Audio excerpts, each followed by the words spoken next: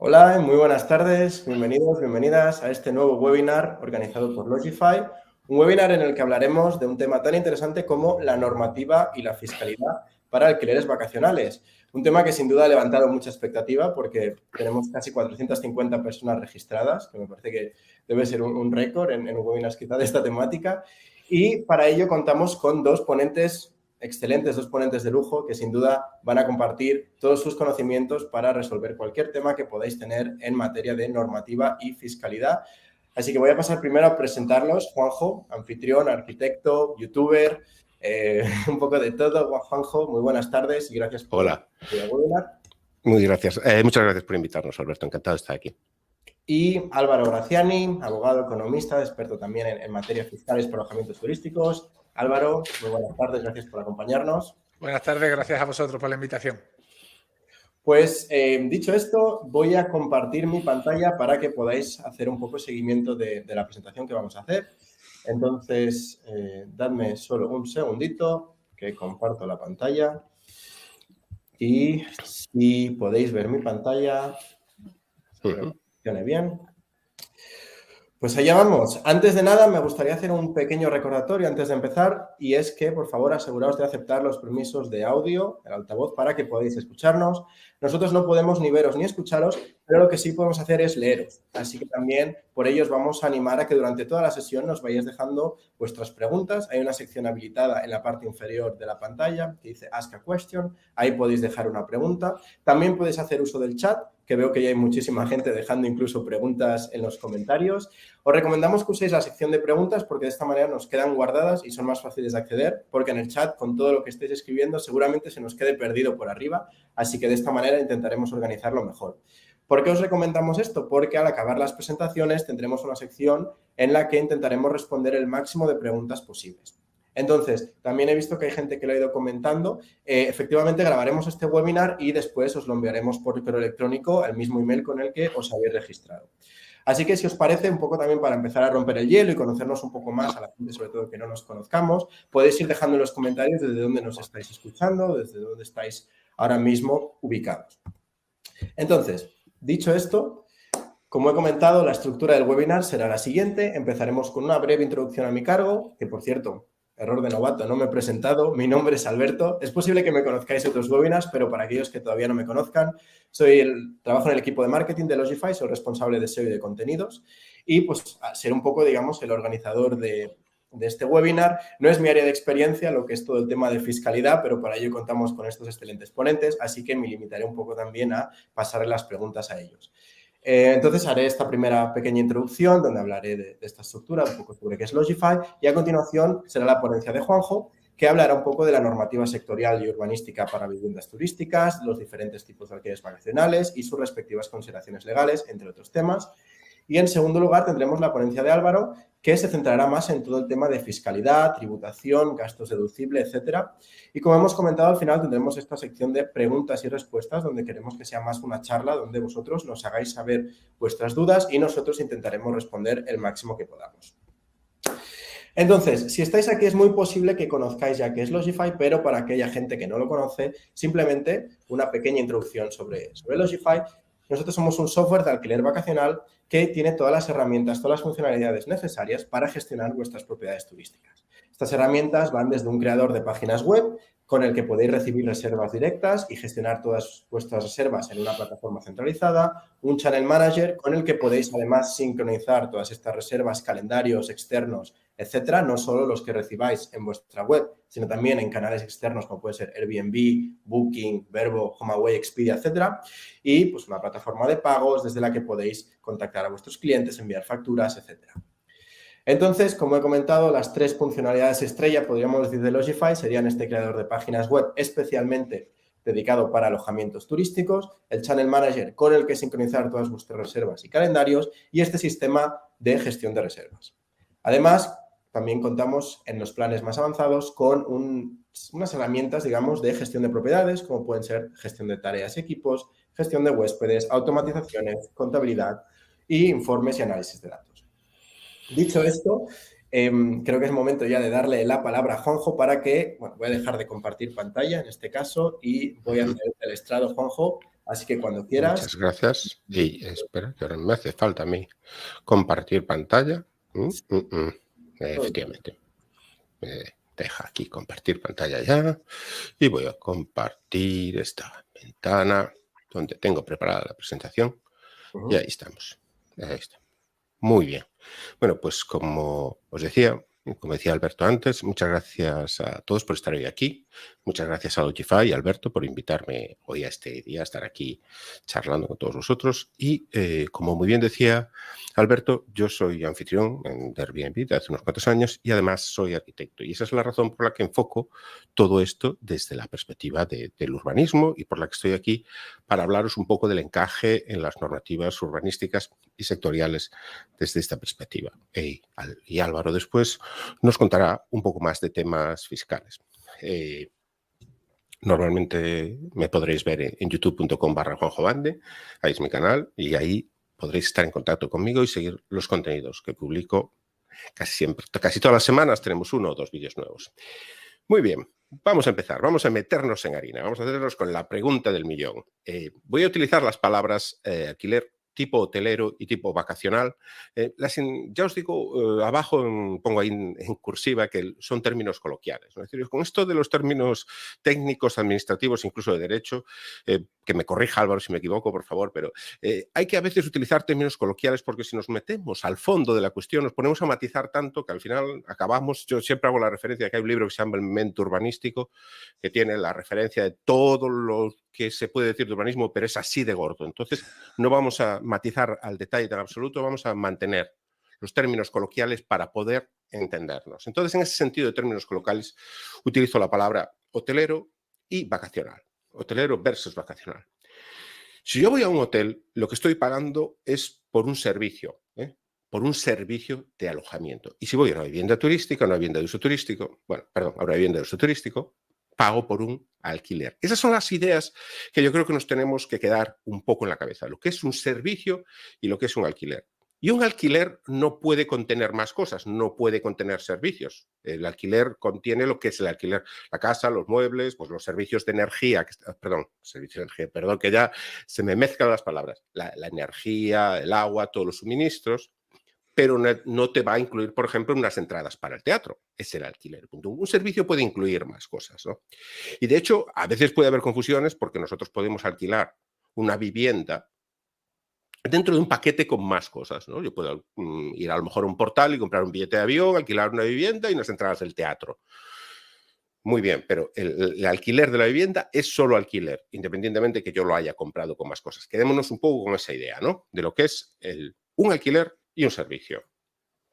Entonces, si un hotel nos presta un servicio de alojamiento, un hotel, unos apartamentos turísticos, un establecimiento turístico nos presta un servicio de alojamiento, está ejerciendo la actividad de alojamiento, ¿no? A efectos urbanísticos. Y si yo alquilo una vivienda, eso quiere decir que existe una vivienda a efectos urbanísticos. Tiene que existir un alojamiento para que yo pueda contratar un servicio de alojamiento y tiene que existir una vivienda para que yo pueda alquilar una vivienda.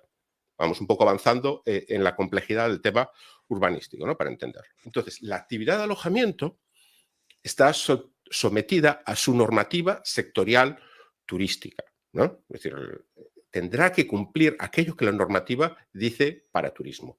Y la vivienda tiene que estar sometida a la normativa de habitabilidad. Por tanto, los hoteles tendrán habitualmente, porque varía según las comunidades autónomas, el nombre del documento, pues su licencia de actividad urbanística o su autorización autonómica. Y las viviendas te dan su licencia de primera ocupación o cédula de habitabilidad. Estamos hablando a efectos de vivienda, no nos hemos metido todavía tema de vivienda turística, ¿no?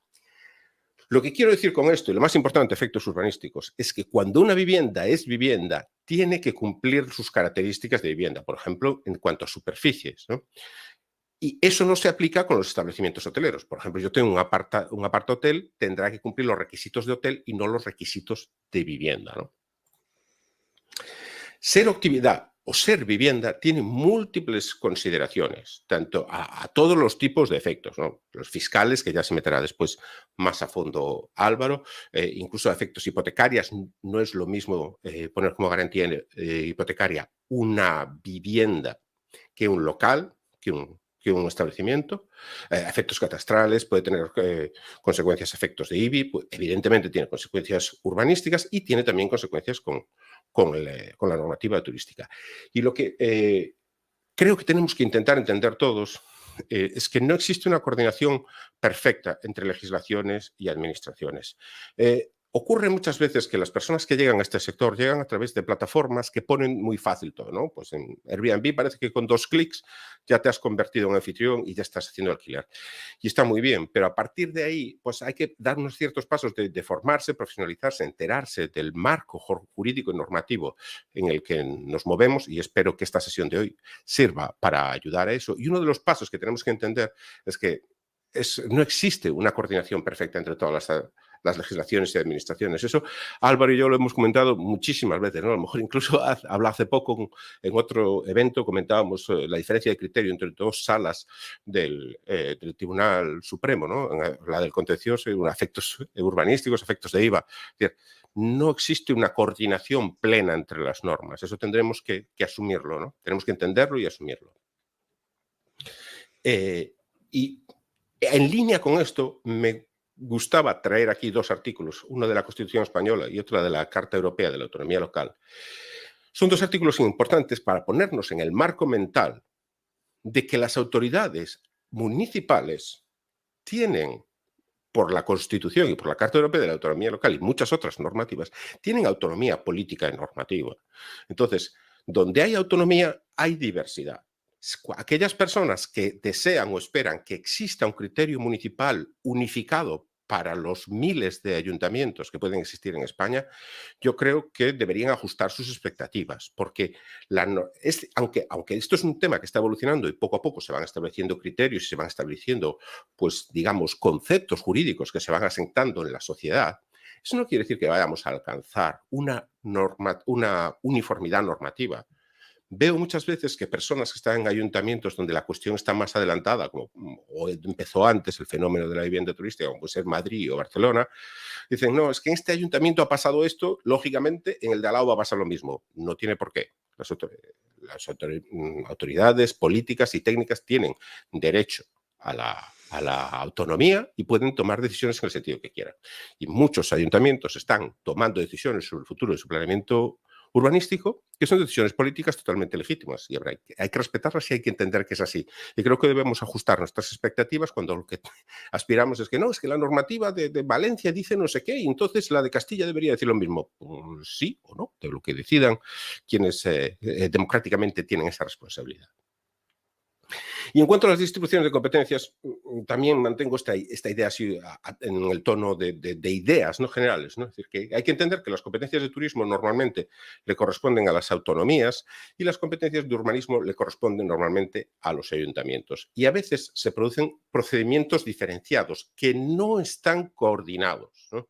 Es decir, esto es un planteamiento simplificado porque las competencias son complejas, ¿no? Y a veces puede existir solapamientos, pero simplificadamente, es decir, que no nos sorprenda que los planteamientos no estén coordinados desde el punto de vista urbanístico como desde el punto de vista turístico. Muchas veces existe la necesidad de hacer ambos procedimientos. Un procedimiento urbanístico, por ejemplo, si yo quiero construir un hotel, voy a necesitar una licencia de edificación que me emitirá el ayuntamiento y voy a necesitar una autorización de uso a efectos turísticos que me emitirá la administración autonómica competente, ¿no? Es decir, muchas veces hay duplicidad de procesos paralelos e independientes entre sí. Entonces somos los administrados los que tenemos que asumir la dirección de esos procedimientos y llevarlos a buen término y informarnos en las diferentes administraciones que nos puedan competir de lo que tenemos que hacer. Y no decir, no, es que el ayuntamiento ya me ha dicho esto, entonces ya tal.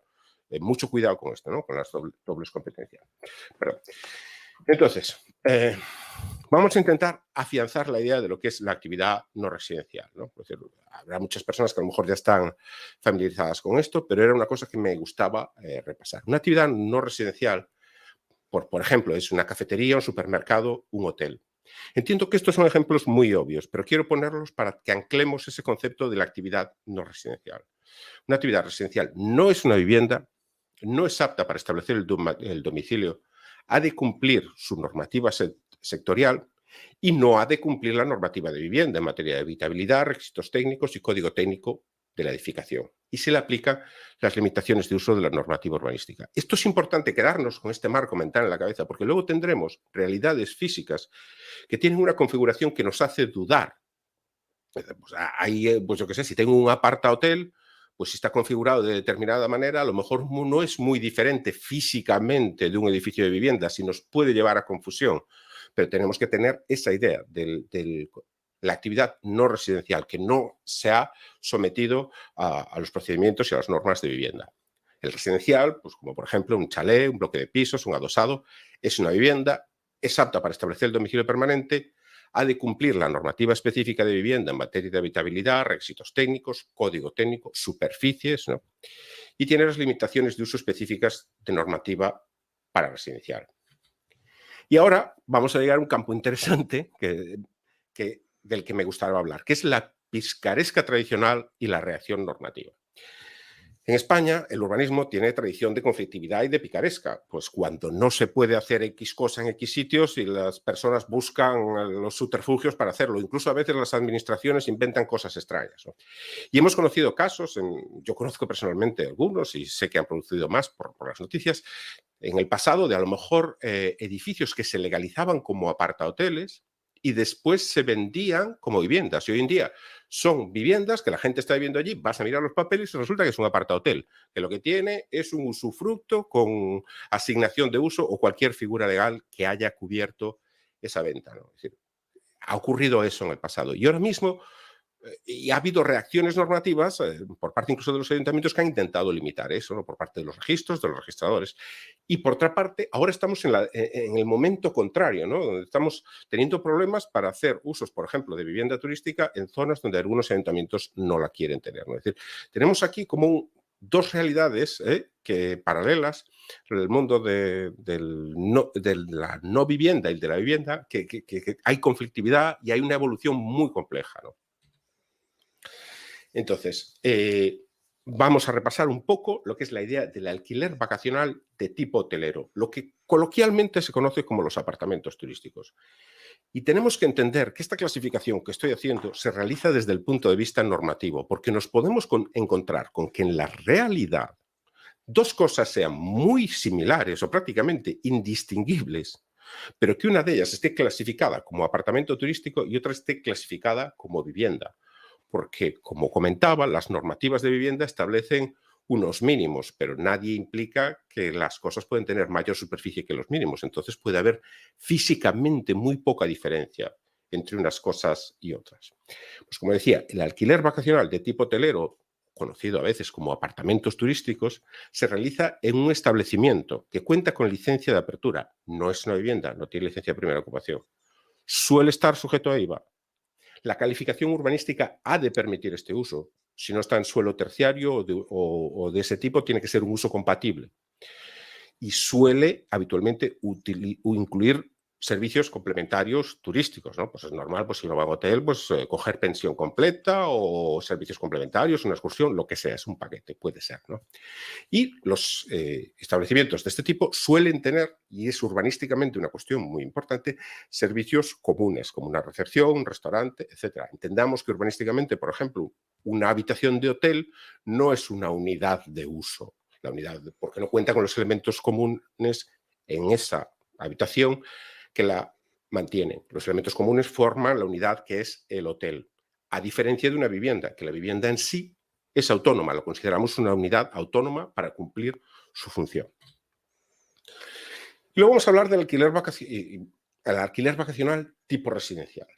Este se realiza en una vivienda que suele estar exento de IVA, la calificación urbanística suele ser de vivienda, no puede incluir servicios complementarios ni turísticos ni de otros tipos, y estas viviendas de las que estábamos hablando no tienen servicios comunes, no tienen una recepción, no tienen un restaurante, no tienen un comedor. Como decíamos antes, cada una de esas viviendas es independiente. Y este marco mental que yo estoy contando, que espero que sirva de armazón de referencia para que cada uno tenga claro cómo encajan las normativas locales en su ayuntamiento y en su comunidad, nos sirve, en este caso, para entender la diferencia urbanística, independientemente de que después las viviendas de uso turístico, las viviendas de finalidad turística, tengan que tener un registro autonómico, una autorización autonómica a efectos de turismo. Urbanísticamente, su uso es vivienda y son aptas para que una persona se empadrone en ellas y resida permanentemente. Esa es la idea con la que nos tenemos que quedar. Y ahora me voy a lo que me gustaría aclarar especialmente, y es las confusiones comunes, porque estamos, parece que hablando de dos realidades que la legislación piensa como si fueran aceite y agua, que no se pueden mezclar nunca. Y la realidad que estamos viviendo hoy en día es que se mezcla mucho más, que las barreras entre el uso turístico y el uso residencial, tenemos el auge de los alquileres de temporada, el auge de los nómadas digitales, que esas barreras en la realidad son menores, pero seguimos teniendo estos conceptos jurídicos y legales que, digamos, de una manera nos atan. Entonces pueden existir casos límite entre ambas realidades. Por ejemplo, os comento aquí, ¿qué pasa cuando hay un edificio completo que se dedica en su totalidad a viviendas turísticas? ¿En qué se diferencia de un apart-hotel? Pues realmente de muy poco, ¿no? Y hay incluso algunas normativas regionales, autonómicas, perdón, que impiden que un edificio completo sea vivienda turística. Tendría que ser un establecimiento hotelero, ¿no? Es decir, ¿y qué pasa, por ejemplo, con los edificios residenciales cuando son residencial colectivo? Como, por ejemplo, el co-living o el hostal residencia, que son usos dentro del residencial, pero que se empiezan a parecer mucho al del hotel, ¿no? Es decir, la realidad es muy diversa y tenemos que tener en cuenta que existen y están existiendo y probablemente existan en el futuro muchas presiones políticas que sesguen la aplicación de las normas. Entonces, estamos viviendo un mundo normativo que, como vemos, deja muchos solapamientos, incluso muchas contradicciones, y al final va a estar en manos de las personas que lo interpreten. Yo aprovecho para decir aquí que es importante que todas las personas que estamos en este sector demos el paso de hacer visible lo que estamos haciendo, de participar en asociaciones, de hacer visible nuestra voz, hacer visible que las autoridades tengan en cuenta que estamos aquí, que estamos generando riqueza, que estamos moviendo una actividad muy importante para la sociedad y que tengan en cuenta nuestras sensibilidades, ¿no? Porque la normativa, como estamos diciendo, no se adapta a la situación actual. O sea, está pensada para un mundo hotelero, parece de los años 80, donde había un concepto muy claro de lo que era el establecimiento hotelero y un concepto diferenciado de lo que era la vivienda, y eso es el marco conceptual jurídico en el que tenemos que movernos, ¿no? Entonces, es una situación realmente donde es difícil encajar las cuestiones actuales, y por eso estamos también viendo todas las tensiones políticas que están ocurriendo con respecto a esto, sin ir más lejos, en Madrid y en Barcelona. Y ahora quiero tocar, ya casi por acabar, la figura del alquiler de temporada. La figura del alquiler de temporada es esa figura que registra la Ley de Arrendamientos Urbanos, que es el alquiler por finalidad distinta de vivienda permanente, lo que llamamos todos de toda la vida el alquiler de temporada, y el alquiler turístico estaba encajado dentro de esta categoría hasta una modificación normativa que hubo en el año 2013, que si no me falla la memoria, creo que Álvaro me corregirá si me equivoco, que sacó el alquiler de temporada con finalidad turística a una normativa específica independiente establecida por las comunidades autónomas que tienen la competencia de turismo, ¿no? Pero eso no hace que desaparezca la figura del alquiler de temporada en la Ley de Arrendamientos Urbanos. Esa figura sigue ahí cuando es una finalidad distinta de vivienda permanente y que no es una finalidad turística, ¿no? Hoy en día este uso tiene mucho auge con el tema de, por ejemplo, de los nómadas digitales o de los desplazamientos por trabajo. Existen empresas incluso especializadas en gestionar este tipo de apartamentos. Y desde el punto de vista urbanístico, se entiende que este tipo de apartamentos de alquiler de temporada encajan casi siempre como uso vivienda, ¿no? Y encaja con la idea de que está muy extendida en el mundo anglosajón, que llaman los service apartments o apartamentos con servicios comunes, ¿no? Y, como decía, plantea unas posibilidades muy interesantes con el concepto del nómada digital. Pues bien, aquí remato mi presentación y me quería quedar con esta idea. La normativa es compleja. La normativa con la que tenemos que lidiar en este sector es compleja. Sería mejor que fuera más sencilla, pero no lo es.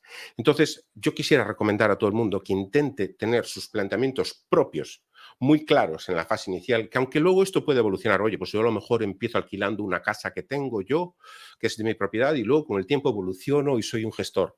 Muy bien, pues evolucionarás, pero por lo menos tener unos planteamientos desde el principio y desde la fase inicial, hacer estas reflexiones, intentar conocer todo el marco jurídico de mi localidad, recabar toda la información que sea posible, porque si no, con el tiempo esto puede traer consecuencias negativas, y cuanto antes se haga, mejor. Espero haber ayudado a tener este marco de referencia de ideas Es imposible en una hora hacer un repaso individualizado de cada una de las normativas locales, pero espero que estas ideas, estas pinceladas de ideas de referencia nos ayuden a hacer un poquito de armazón y poder sostener estas ideas y por lo menos saber qué preguntar a los técnicos que nos tengan que dar las respuestas en el ayuntamiento.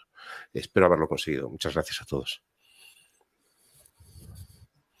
Muchas gracias a ti, Juanjo. Sin duda, creo que ha sido súper interesante y al final es lo que comentas, ¿no? En una hora es imposible cubrir todos los temas, pero al menos si podemos dar estas bases para saber exactamente, ¿no?, a quién dirigirse y qué preguntas hacer, creo que ya pues, hemos conseguido mucho con esta sesión.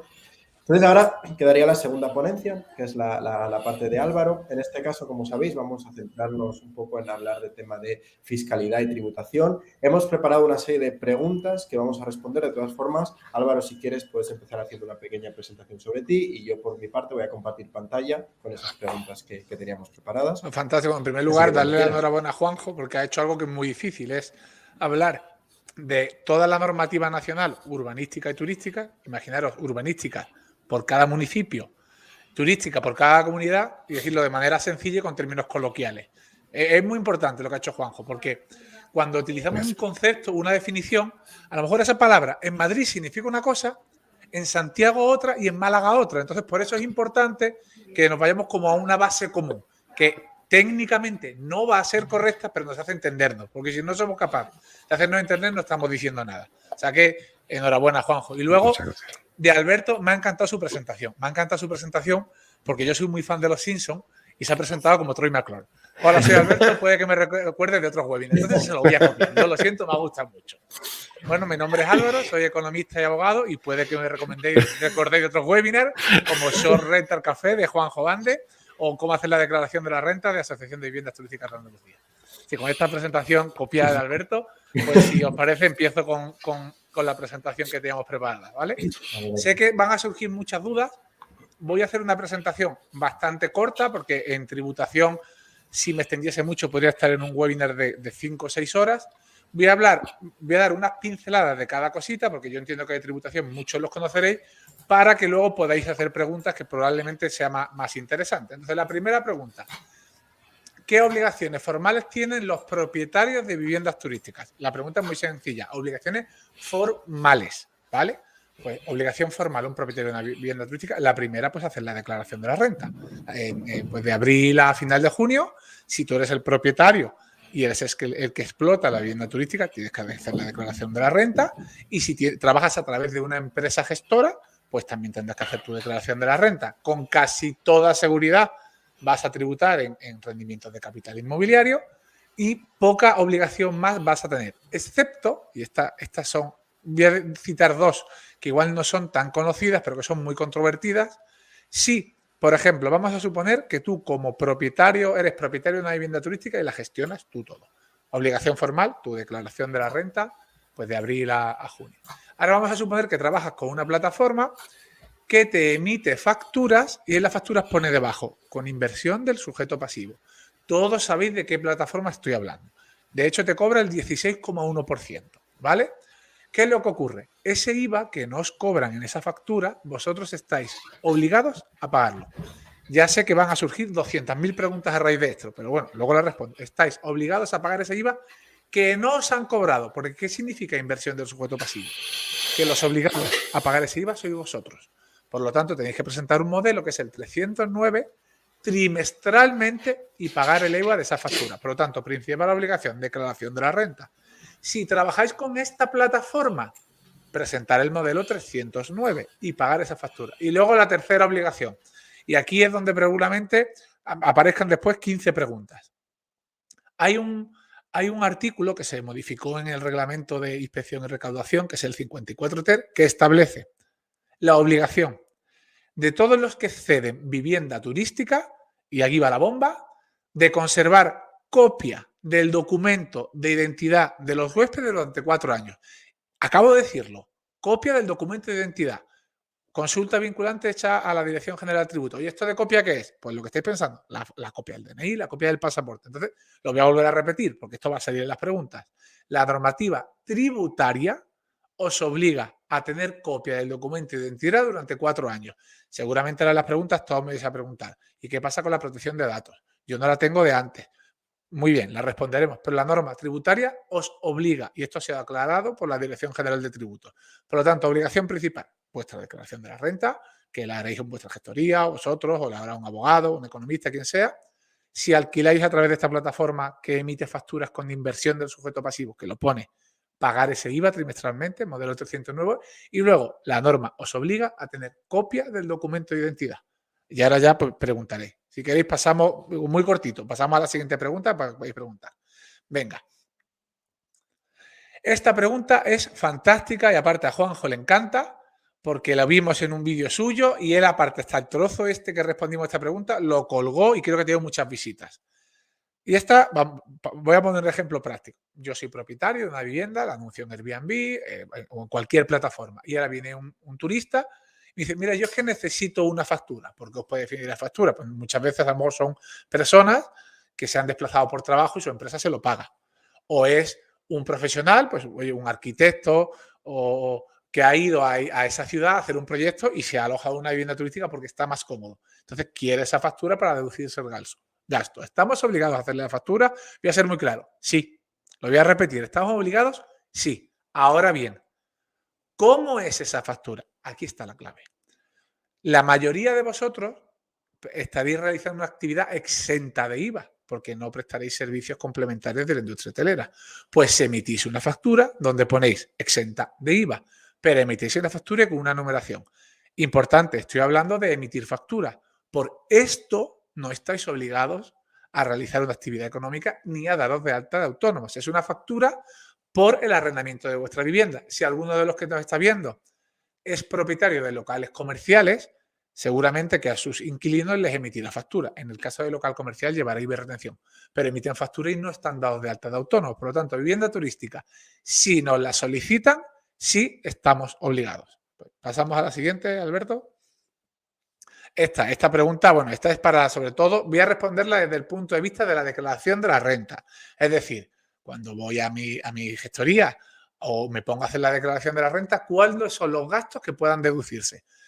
Verlos todos sería imposible. Voy a dar unas pautas generales. La idea principal son aquellos que son directamente imputables a la vivienda. Ejemplos, la luz, y aparte importante ahora, el gas, importante también, agua, internet, la comunidad de propietarios, el seguro de la vivienda, todos estos gastos evidentemente son deducibles. Luego me preguntaréis, ¿pero se deducen al 100%? Se deducen en función de los días que ha estado arrendado. Por ejemplo, si habéis arrendado un 80% de los días al año, deducís el 80%. Otros gastos que son también deducibles, por ejemplo, el IBI, que no lo he dicho, el impuesto de bienes inmuebles. Uno muy importante, la amortización del inmueble. Es decir, vuestro inmueble tiene un valor de construcción y un valor de suelo. Pues el valor de construcción es amortizable. Digo porque esto es muy importante, porque suele ser una partida muy alta de gasto y este gasto os hace ahorraros dinero. O sea que este es de los más importantes. Luego, si habéis comprado mobiliario, pues por ejemplo, pues el sofá, la cama, los muebles, este mobiliario es deducible vía amortización. Es decir, si compráis un sofá nuevo que os cuesta 1.000 euros, no lo metéis como gasto, los 1.000 euros, pero sí lo podéis amortizar. ¿A cuánto? Un 10% anual. Evidentemente, esa amortización también en proporción de estos días. Otros gastos que se me están ocurriendo ahora, pues el gasto de las plataformas. Cuando vosotros anunciéis en las plataformas, tenéis un gasto en esas plataformas. Esa factura es deducible. Luego, pues que trabajáis con un gestor de reservas como Logify, sus facturas también son deducibles.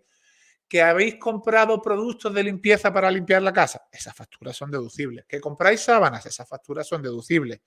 Que va un fotógrafo a hacer las fotos, esa factura es deducible. Que va un arquitecto porque vais a cambiar una pared, esa factura es deducible. Que el suelo se estropea y lo cambiáis entero, esa factura es deducible. O sea, y haceros a la idea, porque verlo todo, como digo, es imposible. Todo lo que esté directamente vinculado al inmueble, ¿vale? O sea, que si os parece, pasamos a la siguiente pregunta y si tenéis alguna de un gasto concreto, en el turno de preguntas las vemos. Esta ya la he adelantado un poco antes. ¿Se pueden deducir los gastos en los periodos de que una vivienda está vacía? Imaginaos que de 365 días al año lo alquiláis el 80 o el 90%. Entiendo que por encima del 90%, si tenéis esa ocupación, pues sois unos cracks, mi enhorabuena, ¿sabes? Felicidades, ojalá que alguno lo tenga, entonces os deduciréis casi todos los gastos. Pues la inmensa mayoría de los gastos se deducen en proporción a los días que está alquilado. ¿Cuáles no se deducen en proporción? Pues ¿cuáles serían? Los que no tienen vinculación con ellos. Por ejemplo, el gasto que tengáis de las plataformas, eso no lo vais a prorratear porque ya son gastos por día alquilado. El gasto que tengáis de Logify tampoco lo vais a prorratear porque es un gasto por día alquilado. Es decir, los gastos que se produzcan por cada reserva no los prorrateáis. Los que sean por el conjunto de la vivienda, sí. Pues pasamos a la siguiente. ¿Cómo deben declarar los ingresos? Esto al principio le he adelantado un poco en su declaración de la renta. En su declaración de la renta, que se presenta todos los años, desde abril hasta junio, se hace esta declaración. En la mayoría de los casos no vais a prestar servicios complementarios, rendimiento de capital inmobiliario. A aquellos que prestáis servicios complementarios, entonces realizáis una actividad económica y estáis dados de alta autónomos, pues en vez de rendimiento de capital inmobiliario, en actividad económica. Pero ahí llevaréis una contabilidad, presentaréis modelos trimestrales de IVA y también el modelo trimestral 130 de pagos a cuenta. Es decir, lo que realizáis una actividad económica, pues todos tendréis ya una gestoría y sabéis de lo que hablo. Pero bueno, como la mayoría de los casos vais a estar con rendimiento de capital inmobiliario, así. Un matiz, aquellos que no seáis propietarios de la vivienda y si la tenéis arrendada a alguien, por ejemplo, Juanjo tiene una vivienda y me la alquila a mí y ahora yo me la dedico a explotar de vivienda turística. En vez de rendimiento de capital inmobiliario, yo tributo por rendimiento de capital mobiliario y Juanjo por el inmobiliario. La declaración de la renta en cuanto a los ingresos y gastos es muy sencillo porque es sumar y restar. Lo que es muy tedioso es que tenéis que recopilar toda la documentación. Es decir, si habéis pagado al año 12 facturas de luz, pues probablemente a vuestra gestoría, mandándole los recibos del banco, ellos lo sepan. Pero tenéis la obligación de conservar las facturas durante 4 años desde que se presenta la declaración. ¿Vale? Como la declaración se acaba presentando el 30 de junio del año siguiente, pues a partir de ahí contáis 4 años.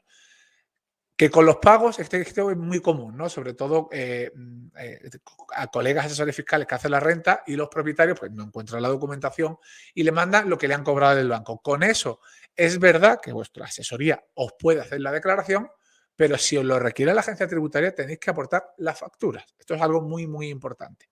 Pasamos a la siguiente. Esta es una pregunta que no va dirigida al propietario de vivienda turística, sino a las empresas gestoras. Empresas gestoras que ya sean personas físicas o jurídicas, son empresas que se dedican a gestionar viviendas turísticas de terceros. Vamos a suponer que yo tengo una vivienda turística y como no tengo tiempo para gestionarlo, le digo a Juanjo, vamos a suponer que Juanjo tiene una empresa de gestión, Juanjo, llévame mi vivienda turística y pues me cobro una comisión y él la alquila. Bueno, pues para eso va esta pregunta. El modelo 179 están obligados a presentarlo los que desde un punto de vista tributario realicen intermediación en las viviendas turísticas. Por ejemplo, si Juanjo fuese una empresa gestora, yo la ofrezco al mercado, Juanjo intermedia y consigue turistas. Juanjo sería intermediario. Pero hay una excepción. ¿Cuál es? Que si Juanjo, que es empresa gestora, lo pone en portales de internet como pues, Airbnb, Booking, Expedia, Verbo, en todos estos, ya no está obligado a presentar el 179. ¿Por qué? Porque estas plataformas que son intermediarias ya lo presentan. Entonces, no hay que presentarlo 2 veces. Dicho de otra manera, empresas gestoras, solo tenéis que presentar el modelo 179 para aquellas reservas que consigáis vosotros directamente, pues ya sea a través de vuestra página web, o a través de clientes de otras viviendas que os la han presentado. ¿Cuándo se presenta? Trimestralmente. O sea que esta pregunta es sencilla. Este modelo no se suele hablar nunca de él, porque no es un modelo que no está relacionado directamente con la vivienda turística, pero es muy importante para los propietarios de vivienda turística. ¿Por qué digo esto? Porque con el modelo 179 pues saltaron como todas las alarmas. Ahora Hacienda va a tener controlada todos los ingresos de las viviendas turísticas. Y es verdad, con el modelo 179, como se lo comunican los intermediarios, Hacienda sabe cuántas personas han venido y cuántos ingresos has tenido. Pero es que ya existía desde hace mucho tiempo el modelo 289. Este es un modelo que presentan los bancos que le dicen a Hacienda de cada cuenta el total de ingresos y el total de salidas de una cuenta bancaria. Es decir, no le dicen todos tus movimientos, pero sí le dicen, pues en esta cuenta en este año han entrado 100.000 euros y han salido 80.000.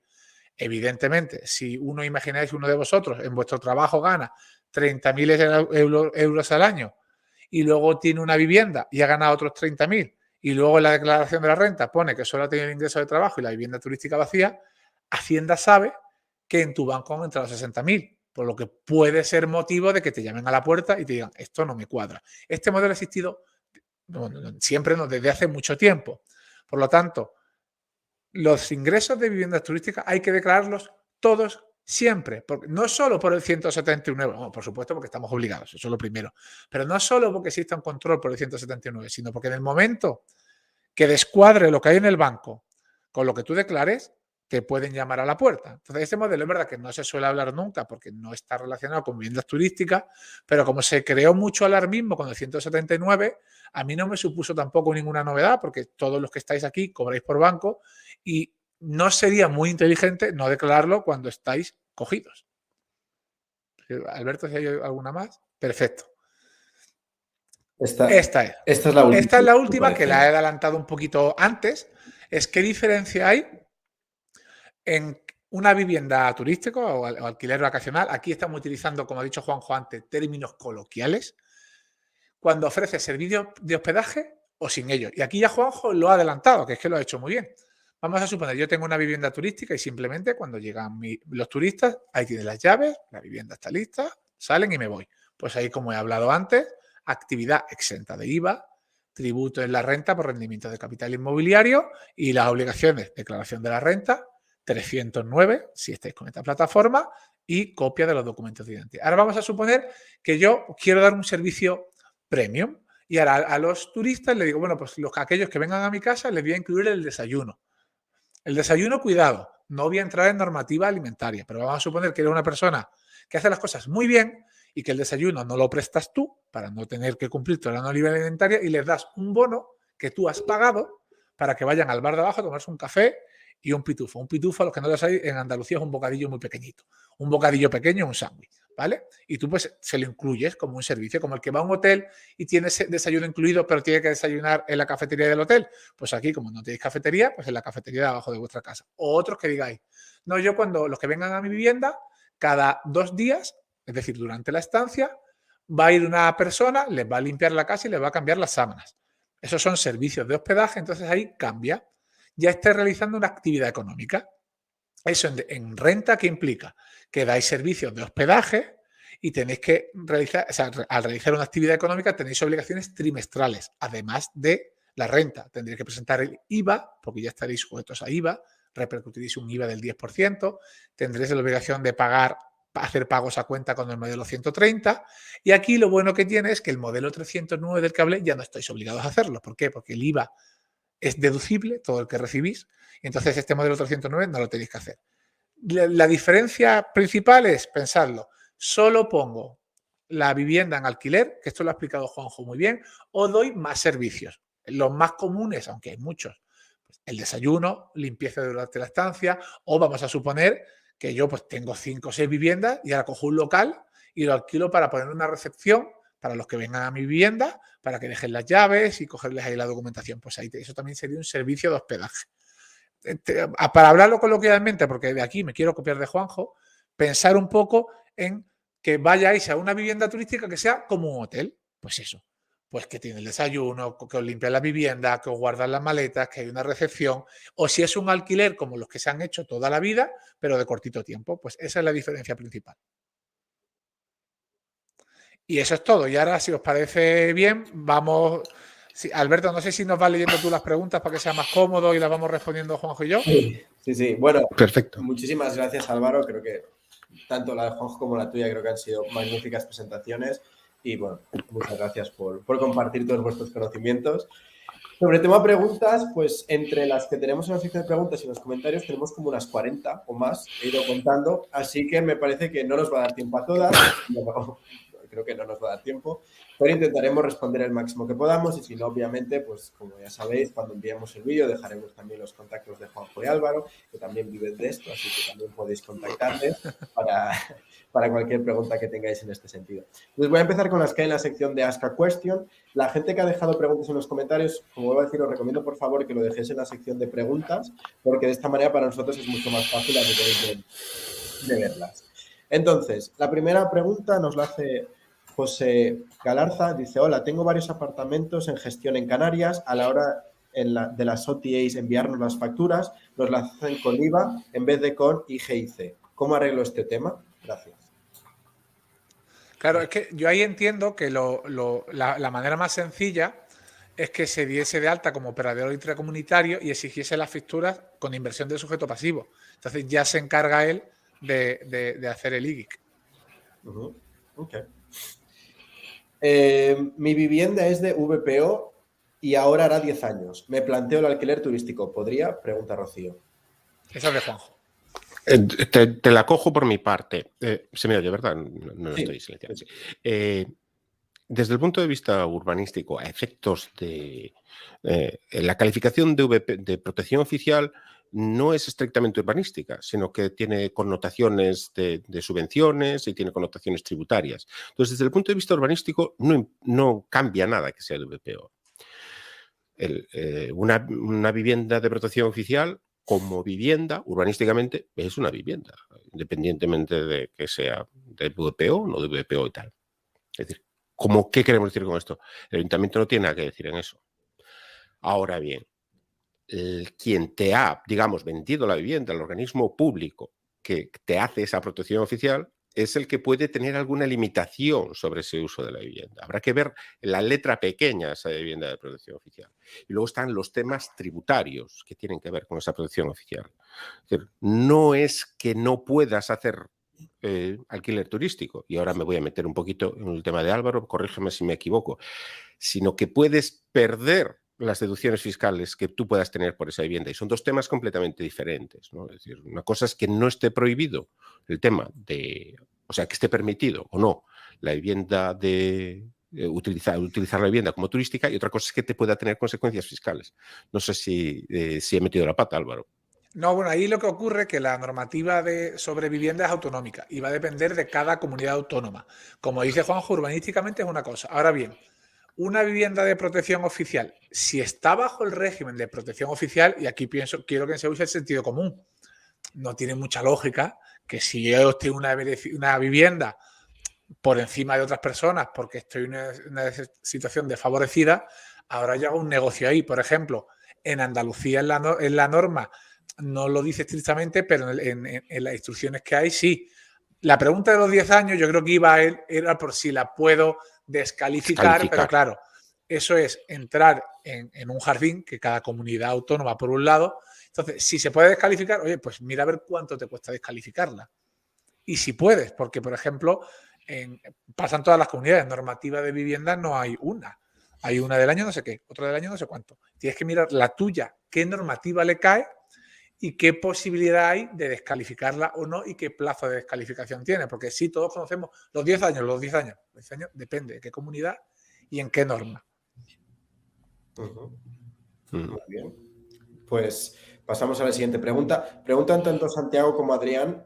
Bueno, esta pregunta la tomo yo personalmente. Sí quedará grabado el webinar y sí enviaremos las presentaciones. Lo hemos comentado al principio para aquellos que os habéis unido un poco más tarde. Tanto el webinar como las presentaciones os las haremos llegar seguramente mañana por correo electrónico, y también haremos una recapitulación de todas estas preguntas y quizá las que falten por responder, y también os las haremos llegar. Pregunta Mariano. Llevo 3 años alquilando un piso y este año pasado compré una plaza de garaje para ofrecerla anexa al apartamento. ¿Se puede desgravar los gastos asociados al garaje con los del piso? Es decir, comunidad, gastos financieros, etcétera. Gracias. Pues aquí hay un matiz importante. ¿Por qué? Porque ha dicho, porque la pregunta está muy bien hecha, pero no sé cuál es el contenido que hay detrás de la pregunta. Dice, compré una plaza de garaje como anexa. ¿Como anexa es porque está anexa en escritura o porque tú lo has decidido? No es lo mismo. Vamos a suponer, voy a poner un ejemplo fácil. Yo me compro una vivienda y viene con garaje y con trastero, todo en una misma escritura. Y ahora pues yo alquilo la vivienda y también ofrezco el garaje. Pues ahí me puedo deducir los gastos del garaje y de la vivienda. Ahora bien, esto es importante, yo compro una vivienda y al tiempo digo, voy a comprar una plaza de garaje y la voy a alquilar también. Si alquilo la plaza de garaje, ese alquiler va a llevar IVA siempre. Siempre. Porque no está unido en una escritura. Otra cosa es que diga, no, bueno, yo se la voy a ofrecer de regalo a los que vienen a mi vivienda turística. En ese caso, el gasto no es deducible, porque es una liberalidad. Esto es mucho más complejo, pero por dar una idea general, la idea es esa. Muy bien. Creo que la siguiente podría estar dirigida para Juanjo. Dice, en caso de que un edificio fuera aparta-hotel y quiera pasar a ser residencia, ¿cómo se haría? Y en este caso preguntan concretamente por Canarias, donde hay complejos turísticos que se han vendido a privados. Entonces dice que la normativa en Canarias no deja tener vivienda vacacional en complejos turísticos. Entonces, un poco cómo iría el tema. Es un cambio de uso. Es decir, tienes que tramitar una nueva licencia, en este caso sería una licencia de primera ocupación, una licencia de vivienda. A esos efectos es prácticamente como si hagas el trámite, es como si haces una vivienda nueva, porque la vivienda no existe, eso existe otro, lo que decíamos, ¿no? Otro uso. Estás haciendo una vivienda nueva. Y claro, yo entiendo que eso no va a ser posible en una unidad. Si hay un bloque de apartamentos, yo no puedo coger el séptimo izquierda o el séptimo C y hacer de ese un tal. Tendrá que ser, la normativa urbanística tiene que permitir el uso vivienda ahí. Tienes que hacer un cambio de uso y que ese cambio de uso sea posible. Yo, como decía antes, ¿no? Espero con mi exposición haber podido dar el armazón suficiente para que la gente pueda hacer consultas a los técnicos locales que sean más útiles, ¿no? Porque saben un poco lo que preguntar. Entonces yo creo que en este caso una consulta con el técnico municipal o con un técnico local que conozca la normativa puede ser interesante en el sentido de ver exactamente esa normativa urbanística de que afecta a esa parcela, qué dice. Porque la normativa urbanística no solo cambia de ayuntamiento a ayuntamiento, sino cambia de parcela a parcela. Eso es lo que decíamos antes de la facultad del planeamiento urbanístico. Muy bien. Pues eso, preguntar. Puede ser posible, hay que verlo. Nos preguntan aquí sobre temas de exención de IVA. Hay un par de preguntas, entonces las voy a agrupar. Pregunta Canfeliu si el alquiler vacacional está exento de IVA, que es un tema que ya hemos tratado. Y por otro lado, si las reservas de Booking son con IVA, las de Airbnb son exentas de IVA. ¿Cuál sería la diferencia y cómo iría el tema? Vale, esto lo hemos dicho antes. El estar exento o no de IVA depende, y aquí me ha gustado más como lo ha dicho Juanjo de como lo digo yo, la verdad, porque ha sido muy claro. Imaginaros, si parecéis un hotel, vais con IVA. Si sois un alquiler de vivienda solo, vais sin IVA. O sea, técnicamente no es así, pero es que yo creo que la explicación de Juanjo es fabulosa porque la idea es hacernos entender. Ahora bien, esto de Airbnb y Booking, eso da igual. O sea, da igual. Ten en cuenta que estas son plataformas para anunciaros. O sea, son empresas que os están anunciando. Quien os anuncie da exactamente igual. ¿Qué es lo que ocurre? Ya, voy a decir el nombre. Airbnb, cuando hace facturas, suele incluir el IVA. Y Booking no. Lo he visto por el chat, que alguno ha preguntado, ¿pero qué plataforma, Amelia? Y otros le han dicho, creo que dice Booking. Sí, Booking. Booking te emite la factura sin IVA. Entonces, si tú estás exento de IVA, tienes que pagar ese IVA. No os gusta, lo sé. Muchos van a decir, eso no es así, mi cuñado lo hace. Lo entiendo porque a nadie le gusta pagar, pero la norma está ahí. Dicho está. Cuando te pone abajo inversión del sujeto pasivo, el que te toca sufrir eres tú. Efectivamente. Efectivamente. Creo que con eso respondemos también la pregunta de Yolita, que preguntaba justamente, no entiendo lo de la factura de inversión de sujeto pasivo, sea Airbnb o quién era. Pues ya... Y creo que ha sido Pablo, lo he leído, Pablo lo ha visto rápido y se la ha Exacto, Pablo ha dicho, creo que es Booking, efectivamente. Sí. Pregunta muy rápida sobre el aire acondicionado, ¿es también de un gasto deducible? Claro, por supuesto. Lo que pasa que ahí supongo que se refiere a la instalación del aire acondicionado. Claro, y entonces es un gasto deducible que se tiene que amortizar. Es una instalación técnica que se amortiza, pero sí es un gasto deducible. Muy bien. Pregunta Carolina. Si tengo más de 3 apartamentos en un mismo bloque, ¿debería cambiar a apartamento turístico? Para esto necesito una licencia de ayuntamiento. ¿Hay algún problema si el uso de inmuebles es residencial? Depende, entiendo, también de dónde esté ubicada la propiedad. Depende de cada comunidad y de cada ayuntamiento. Pero vamos, y de cada ordenanza. Eso es que una cosa que tenemos que entender. Es decir, dice, no, es que allí, 3 calles más adelante, Menganito hizo no sé qué y entonces yo también lo puedo hacer. No tiene por qué. Es decir, los ayuntamientos tienen la potestad legítima de orientar el crecimiento de su ciudad. Y el ayuntamiento X puede decidir, no, yo deseo ubicar los establecimientos industriales en el norte de la ciudad y los residenciales en el sur. Puede ser una decisión totalmente legítima o cualquier otra. Y entonces hay ordenanzas zonales que te marcan lo que es posible hacer en cada zona. Entonces, si lo que me comentaba, yo no iría tanto a ver cuántas unidades son, sino si son la totalidad. Yo, por ejemplo, conozco la normativa de Galicia que dice que cuando Si yo tuve un edificio de 3 viviendas y las 3 son vivienda de uso turístico, no puedo estar dentro de vivienda de uso turístico. Tendría que convertir el inmueble entero en un establecimiento hotelero con no ser vivienda, ¿no? Salirme de vivienda. Entonces tendría que la normativa urbanística permitírmelo, ¿no? Si sí, perdón, nos ha aclarado Carolina que era en Málaga, por eso. Que es en Málaga. Es decir, no conozco lo que dice la normativa territorial que me dice Álvaro. En Málaga 3 en un mismo inmueble. 3, bueno, no, 2. No puedes. 2. Entonces, claro, si quiere poner las 3, tiene que irse al establecimiento. Un apartamento. Tiene que ser apartamento turístico y en Málaga le van a exigir que tenga una entrada independiente en la normativa local, o sea que 2. Resumiendo, 2. Resumiendo, 2. Ya está. Para las facturas en gastos de gastos en rendimientos de capital mobiliario, ¿son válidas las facturas simplificadas y los albaranes de compra? Pregunta de Pascual Diego. No, facturas. O sea, la factura simplificada es verdad que pone factura y es muy bonita, pero la factura simplificada es como un ticket, no vienen los datos del que recibe la factura. Y aunque el sentido común y alguna sentencia de algún Tribunal Superior de Justicia, creo que es de Cataluña, nos da la razón, en la práctica, si no es una factura, os la van a quitar. Entonces, no os compliquéis la vida. Pedirla enteras, porque no creo que nadie vaya a querer ir a un procedimiento contencioso administrativo porque le han quitado 4 facturas. O sea, factura la full equip, con todo. Pregunta también por aquí José Hernández. ¿En qué momento debo darme de alta como autónomo a partir de los ingresos que perciba por mi vivienda en alquiler vacacional? No tiene nada que ver. El autónomo, o sea, tú puedes tener una vivienda y ganar 5.000, una vivienda y ganar 1 millón, que no tiene nada que ver con el tema de autónomo. Autónomo es un régimen de seguridad social que va aparejado a una situación tributaria. ¿A qué situación tributaria?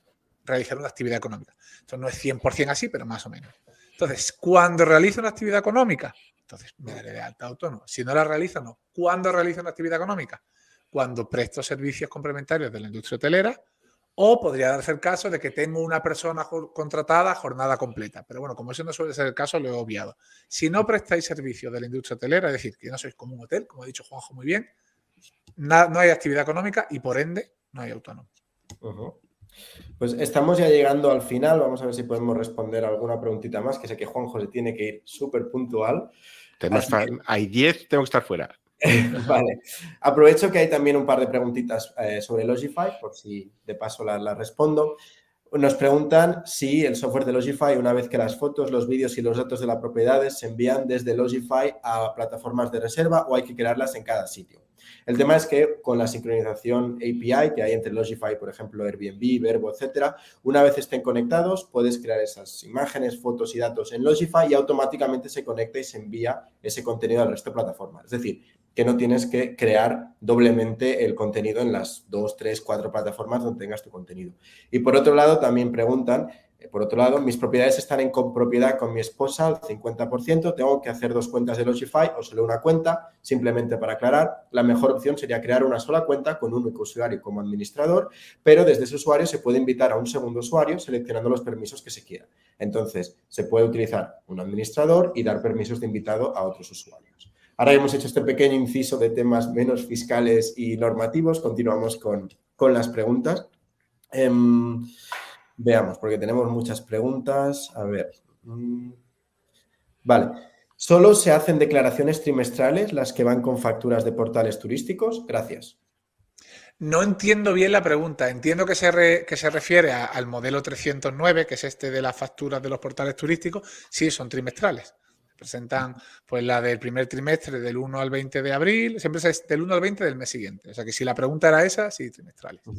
Vale, pues respondemos con esto a la pregunta de Ana y también una pregunta anterior que había sobre el modelo 309, que era sobre cada cuánto tenía que presentarse. Vale. ¿Qué más? Tenemos más preguntitas por aquí. Vamos a intentar hacer un par o 3 de preguntas más y ya con esto lo dejamos.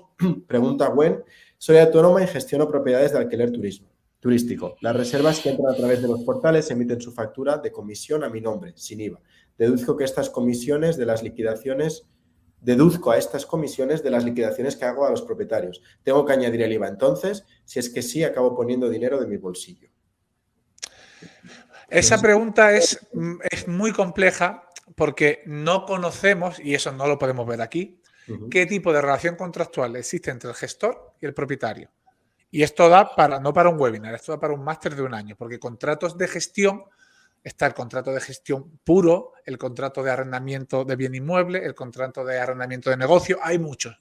Y dentro de cada tipo de contrato son contratos que se pueden articular como cada uno quiera. Entonces, responder a esa pregunta, dependiendo del caso, voy a defender. Pero entiendo que voy a suponer un tipo, que es el más habitual. Este señor tiene un contrato de gestión puro, donde cobra una comisión por gestionar las reservas de este tercero, y las facturas, cuando las recibes de la plataforma, las recibe a su nombre. Es decir, vienen a nombre del gestor, ¿vale? Claro, al recibir las facturas a nombre del gestor y tener que repercutirle al propietario esas facturas, ¿por qué se le tiene que repercutir al propietario? Voy a poner un ejemplo. Un turista paga 1.000 euros. Y ahora la factura de la plataforma son 150. Me estoy inventando los datos.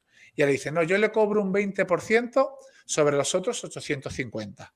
Pero ahora cuando se lo repercutes al turista, al propietario le repercutes la factura tuya más la factura del portal. ¿Por qué? Porque el propietario de ingreso que tiene es de 1.000, del total que ha pagado el turista. ¿Por qué? Porque tú, gestor, no eres explotador de la vivienda turística. Por eso digo que estoy aventurándome un poco a inventarme, a suponer qué tipo de contrato tiene, pero si tú recibes facturas de las plataformas, eres un gestor que estás intermediando, y tú esas facturas se las repercutes al propietario, tienes que incluirle el IVA. Es decir, si a ti te facturan sin IVA, pero tú le refacturas al propietario, tienes que incluir el IVA. No obstante, como he dicho, esta pregunta es muy compleja porque habría que ver qué tipo de contrato tiene, ver las cláusulas de tu contrato, cómo estás liquidando. O sea, no hay una respuesta estándar, hay que ver cada caso. Y además, probablemente, una vez visto su contrato, a lo mejor le interesa cambiar 3 artículos de su contrato para evitarte todo este follón. Así que es una pregunta que sin ver cada caso es muy difícil de responderla. Bueno, entonces vamos ya con la última. Voy a intentar agrupar 2 en una misma pregunta porque están un poco relacionados. Una pregunta de Alicia por un lado y por otro lado tenemos una pregunta de... Bueno, no tiene nombre la persona que ha hecho la pregunta. Entonces dice, tengo 2 apartamentos turísticos de uso turístico que no ofrece servicios. ¿Es recomendable gestionarlo como particular o como autónomo o incluso al ser mi pareja y yo hacer una sociedad? Esta sería la primera parte y la segunda parte, que está en cierta manera relacionada, es si tengo un piso turístico en gananciales con mi mujer, los ingresos debemos declararlos al 50% en la declaración. Entonces ya con estas preguntas yo creo que ya podemos cerrarlo. Bien. Voy a empezar con la segunda, que es la fácil. Si el apartamento es en gananciales de los dos, la vivienda, vamos a ser exactos, por supuesto. La otra pregunta es que ha dicho apartamento de uso turístico, no sé si quiere decir vivienda turística y ha utilizado apartamento por ser un término más general, voy a entender que sí. Si es vivienda turística y dice, oye, hago una sociedad, es que esto es una pregunta que es imposible responderla porque depende de la casuística de cada persona. Es decir, a lo mejor a Juanjo no le interesa, a mí sí y a Alberto le da igual. No se puede responder. Hay que ver cada caso y aparte cada caso con papel y lápiz. Es que hay que hacer números. Oye, ¿cuánto te cuesta tener una SL? ¿Cuánto te costaría hacer una comunidad de bienes? Es imposible responderlo porque la situación personal lo va a cambiar todo. Pues creo que con eso ya llegamos al final. Teníamos al final en preguntas casi 40, más todas las de los chats, así que hemos respondido yo creo el máximo que hemos podido, intentado tocar un poco todos los palos, porque había algunas más menos relacionadas. Entonces, por mi parte, creo que con esto podemos dar final ya a este webinar. Muchísimas gracias de nuevo, Juanjo, Álvaro, ha sido un auténtico placer teneros con nosotros. Tal vez incluso podemos volver a contar con vosotros en el futuro, porque viendo la acogida que ha tenido, yo creo que la gente estaría encantada de volveros a ver aquí. Así que por mi parte, muchísimas gracias, de verdad, ha sido un placer. Pues muchas gracias a todos y oye, muchísimas gracias también a Álvaro, que siempre se aprende un montón. Muchísimas gracias a Logify y a Álvaro. Pues no, gracias a Logify por la invitación, ha sido un placer estar ahí con vosotros y por supuesto, si queréis contar conmigo en el futuro para otros webinars, encantado. Aparte, me encantará decir, puede que me recordéis de otros webinars de Logify. Solo por eso ya... Ya solo por eso contáis conmigo. Y en el próximo... Y a Juanjo, bueno, ya nos conocemos de muchos vídeos, siempre me encanta estar hacer webinars con Juanjo porque con Juanjo sale todo muy dinámico, muy fluido, muy llano para que todo el mundo lo entienda, entonces para mí siempre es un placer estar con él. Así que Igualmente, gracias, Álvaro, muchas gracias.